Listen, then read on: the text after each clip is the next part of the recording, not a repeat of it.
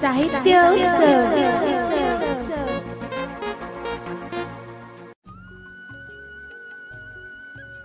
मानवाने ईश्वराशी एकरूप होण्याचा मार्ग हा कर्मयोगातून जातो. ही सर्वांग सुंदर शिकवण देणारे व्रत म्हणजेच एकादशी. नमस्कार, मी मनोज आणि मी रेश्मा. दर पंधरवाड्याला येणाऱ्या एकादशीचे औचित्य साधून आपण ऐकत आहोत जगद्गुरु तुकाराम महाराजांच्या अभंगांचे सुश्राव्य अभिवाचन आणि त्यावरील रसभरीत भाष्य. एकादशी विशेष तुका म्हणे. सादर करते मनोज आहेर, रेश्मा मोरे. तांत्रिक सहाय्य हर्षदा गायकवाड, विशाल गांगर्डे. निर्मिती साहित्य उत्सव परिवार. आज ऐकूया मालिकेतील भाग 9.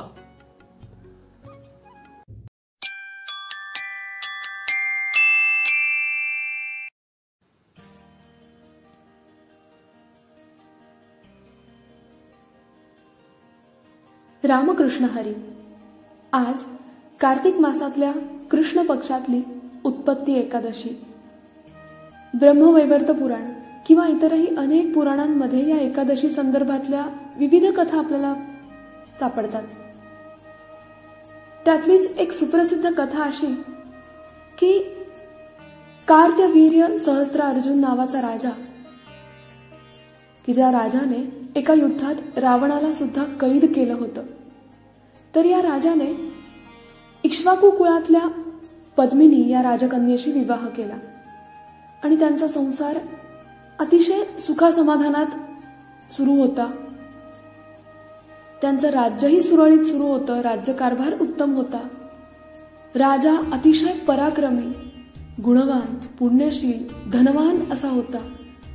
फक्त त्यांच्या आयुष्यात एकच कमतरता होती आणि ती म्हणजे त्यांना पुत्रप्राप्ती होत नव्हती.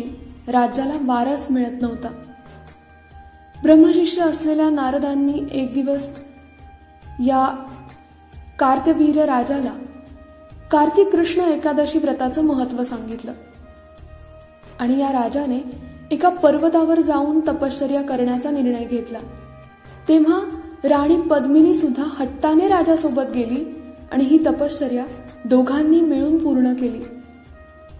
असा उल्लेख सापडतो की सहस्त्र वर्ष त्यांनी हे तप केलं आणि या तपाचं फळ म्हणून त्यांच्या उदरी एक गुणवान, कर्तृत्ववान पुत्राने जन्म घेतला. या कथेतून सारांश घ्यायचा तो असा, पती पत्नीने एकत्रपणे केलेली कुठलीही तपश्चर्या ही संसारासाठी आणि समाजासाठीही अत्यंत उपयुक्त असते. कुठलीही गोष्ट करायची तर ती इच्छा एकाच्या मनात उद्भवणं उपयोगाचं नाही. त्यासाठी दोघांच्याही मनी तो ध्यास असावा लागतो, तर ती गोष्ट पूर्णत्वाला जाते. या दोघा पती पत्नींनी मिळून हे व्रत केलं आणि या एकादशीच्या दिवशी हे व्रत केलं, म्हणून या एकादशीला उत्पत्ती एकादशी म्हणत असावेत.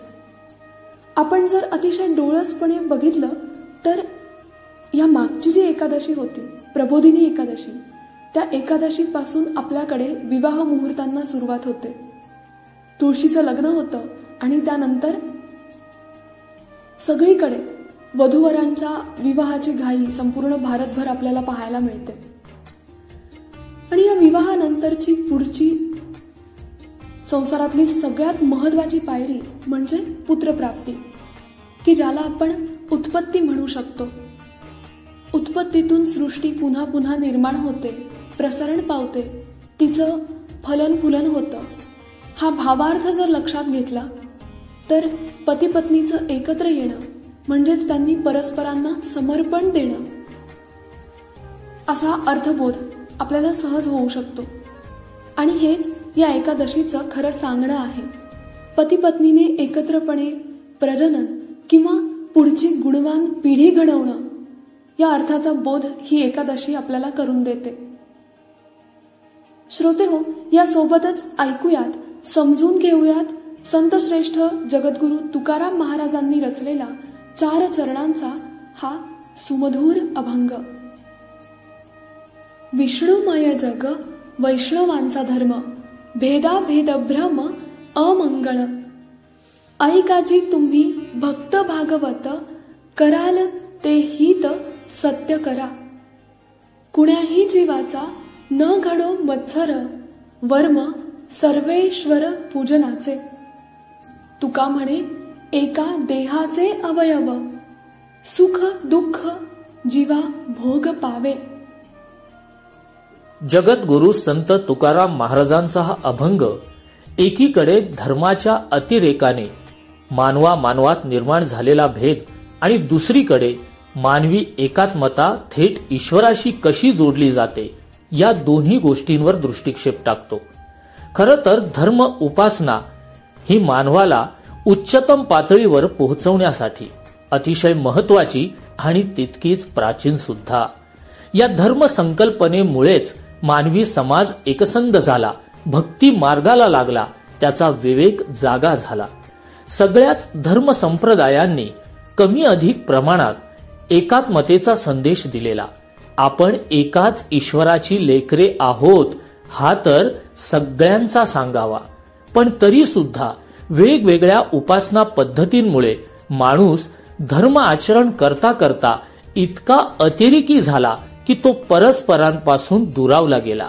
एकात्मता दूरच, पण हे भंगलेपण इतकं अंगीकारलं गेलं की त्यातून विषमता निर्माण झाली. त्यातून मग द्वेष, तिरस्कार, मत्सर अशा कितीतरी भावना जन्माला आल्या, ज्या माणूसपणाला अशोभनीय. आणि हे सगळं घडत गेलं धर्माच्या नावाखाली.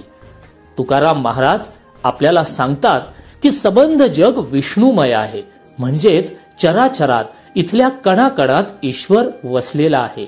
गीतेत सुद्धा जेव्हा अर्जुनाने भगवंताच्या दर्शनाची अभिलाषा केली तेव्हा भगवंताने दिलेलं दिव्यत्वाचं दर्शन म्हणजे चराचरात आपण स्थिर झालेलो आहोत, चराचरात आपलं वास्तव्य आहे, हेच भगवंताने अर्जुनाला पटवून दिलं नव्हे तर साक्षात तसं दर्शन घडवलं. तुकाराम महाराज देखील याच एकात्मतेचा संदेश देतात. कारण चराचरात जर ईश्वर आहे तर तो ईश्वर माझ्यात आहे, तो माझ्यात आहे तर इथे उपस्थित असलेल्या माणसात नव्हे, प्रत्येक जीवात आहे. मग कुठल्याही जीवाचा द्वेष करणे म्हणजे साक्षात परमेश्वराशी द्रोह करणे. आपल्याकडे द्वेष इतक्या मोठ्या प्रमाणात केला जातो.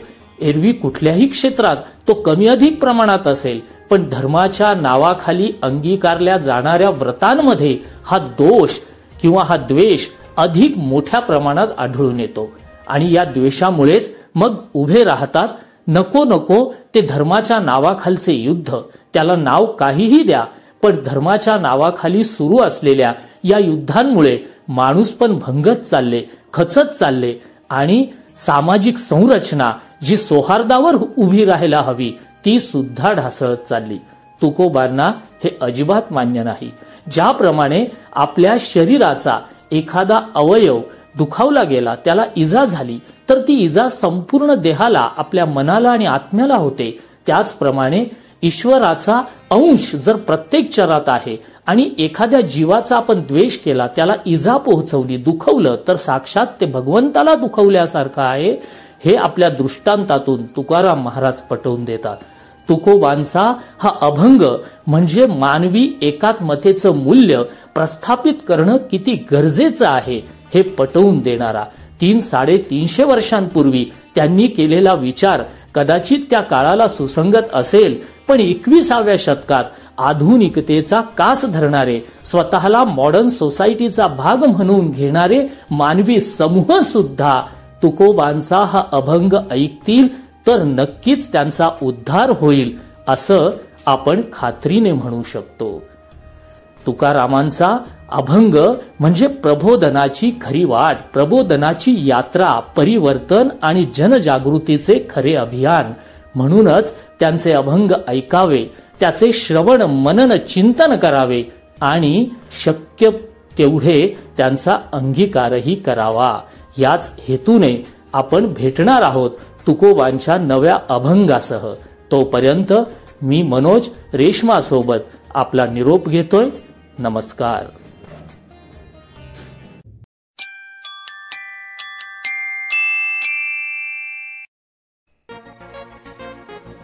दर्जेदार साहित्याचा आणि कलाकृतींचा आस्वाद घेण्यासाठी जॉईन करा साहित्य उत्सव व्हॉट्सॲप किंवा टेलिग्राम ग्रुप.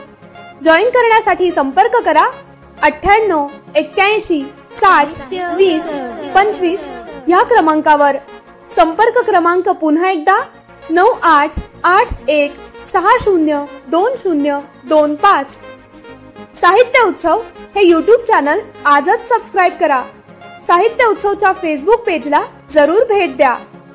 ज्ञान आणि मनोरंजनाचा आविष्कार साहित्य उत्सव परिवार.